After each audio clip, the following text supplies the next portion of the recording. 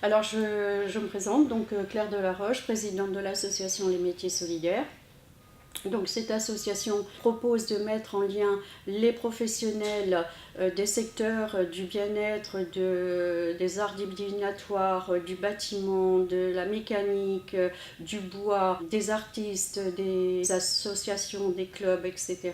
Donc nous faisons des cours, des ateliers. Et il y a également de la location d'espace. Donc aujourd'hui, nos invités sont Sylvie Leloup, qui est donc thérapeute, et Geneviève Chaublet, qui est également thérapeute. Je suis praticienne en Reiki traditionnel et en relaxation profonde. Je suis acupunctrice et auriculothérapeute. C'est une partie qui fait partie de l'acupuncture traditionnelle. Et miltathérapie, ça fait partie de la médecine quantique. Déjà, je tiens à préciser que j'ai fait une formation certifiante dans un centre professionnel de formation, qui est lui-même certifié ISQ au PQF, et ce pendant 3 ans. Et donc le Reiki traditionnel, eh bien, c'est une pratique japonaise de relation d'aide et d'accompagnement de la personne à visée thérapeutique, puisque mon accompagnement se fait de votre mal-être vers votre bien-être naturel. Donc ce qu'il faut comprendre dans le mot traditionnel, c'est dans le sens d'une tradition fonctionnelle et naturelle de l'être humain. C'est pour ça que le Reiki traditionnel est entièrement basé sur le fonctionnement de l'être humain, sur nos mécanismes. Je vous accompagne aussi bien sur les plans physiques, psychiques qu'énergétiques. Cette pratique a pour but donc de vous amener dans une profonde détente afin que vous puissiez avoir accès à vos propres potentiels, solutionnants, libérateurs et guérisseurs. Donc c'est une pratique qui se fait sur une personne qui est allongée et habillée. Je pose simplement d'un léger toucher mes mains sur différentes parties de la personne qui correspond au circuit énergétique de la personne.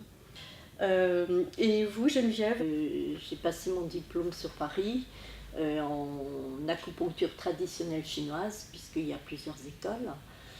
Et donc le but de l'acupuncture, d'abord, elle est plusieurs fois millénaire, et c'est de soigner le corps énergétique qui sous-tend le corps physique. Ce qui permet de connaître l'état énergétique, c'est la prise d'époux au niveau des poignets. Et nous savons tout de suite quel est l'état énergétique des organes et des entrailles. Ce sont les aiguilles d'acupuncture. Voilà, on peut en montrer quelques-unes, parce qu'il y a toutes les tailles. Alors, est-ce que tu mets ça sur la main, à l'oreille Ça peut être au pied comme sur la tête. Ah, c'est pour ça qu'il faut avoir une parfaite connaissance des méridiens et de leur fonction. Et en fait, chaque point correspond à une petite batterie d'énergie qui peut être une batterie de vent, une batterie d'humidité, une batterie de feu, une batterie d'eau. Et il faut combiner tout ça dans sa tête. Qu'est-ce qu'il peut apporter ce Reiki? Puisque la personne, elle, ne sait pas, donc si on est du point de vue physique, elle va venir par rapport à un symptôme, mais le but c'est de relier la cause, et la cause on va dire universelle, qui est cette perte de luminosité, et c'est d'aller retrouver cette luminosité qui est en nous. Je voulais aussi souligner que les mal-être et la souffrance peuvent prendre de différentes formes. Ces formes ont été répertoriées par l'Organisation mondiale de la santé en 3 dimensions. Et moi, mon accompagnement va se faire sur les 2 dimensions non médicales. Tout ce qui est lié à la détresse psychologique réactionnelle et tout ce qui est lié à l'épanouissement personnel. Alors, dans l'épanouissement personnel, on va retrouver l'anxiété, le stress, les insomnies, la perte de confiance, la perte d'estime de soi. Je peux aussi accompagner les personnes qui sont atteintes de maladies dites graves avec un protocole très, très lourd et en accord bien sûr avec le corps médical pour retrouver un mieux-être au niveau physique et psychique. Et tout ce qui est l'ordre de la détresse psychologique réactionnelle, ça ne va pas forcément se traduire dans le corps, mais ça va être par exemple un mal-être qui va être par rapport à des émotions conflictuelles, donc avoir beaucoup de colère, avoir beaucoup de haine en soi. Ça va être aussi tout ce qui est lié à des grosses fatigues physiques et psychologiques, tout ce qui est par rapport au burn-out aussi. Voilà, c'est vraiment des choses lourdes. Alors, Geneviève, est-ce que vous pouvez nous parler de l'auriculothérapie? Pour ceux qui ne connaissent pas, ce sont les soins par les oreilles.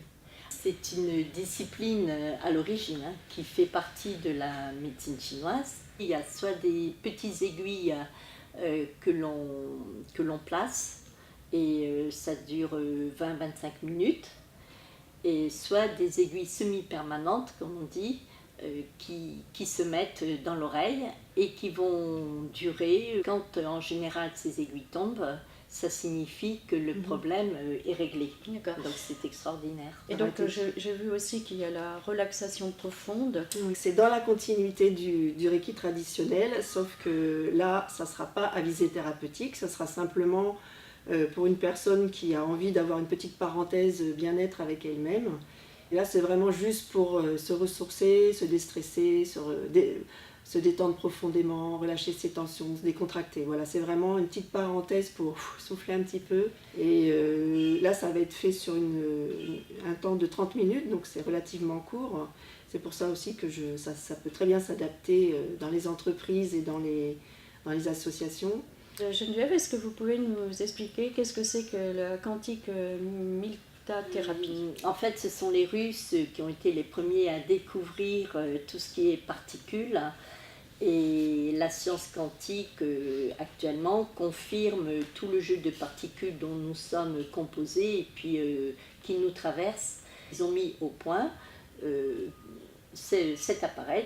Le but, c'est de rappeler à la cellule sa fonction d'être, et ça se fait à l'aide de fréquences hertziennes, c'est-à-dire il y a un soft laser plus l'électromagnétisme qui permettent de toucher la mémoire de la cellule, et elle se met à se développer dans le tissu dans lequel elle doit se développer. Bien, nous allons conclure, donc je vais vous remercier Sylvie, Merci, Geneviève, merci à vous de nous avoir cette reçus. émission-là. Remercions Merci beaucoup. Alice quand même. Je tiens quand même aussi à terminer sur cette note-là que nous organisons un salon pour la 6e année à Sucé-sur-Aire le 10 et le 11 mars, et que les inscriptions sont ouvertes, qu'il nous reste encore quelques stands. Donc lors de ce salon, il y aura bien sûr tout ce qui touche les thérapeutes, tout ce qui touche les arts divinatoires, les boutiques exotériques, les livres. Il y aura également des conférences, et il y aura ce que tout le monde attend, et là il y aura de la voyance en direct qui sera fait sur les 2 jours.